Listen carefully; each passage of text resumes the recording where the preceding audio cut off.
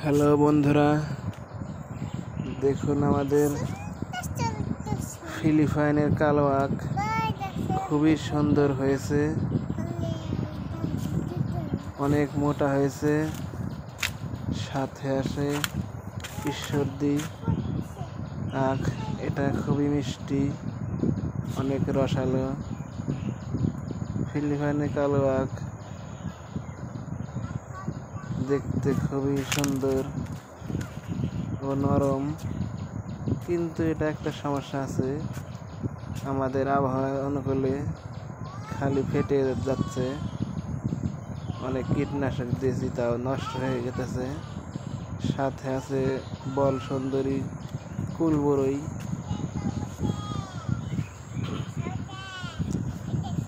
আর কয়েকদিন পরে ফুল আসবে, তাই গাছগুলো ছেটে দিয়েছি।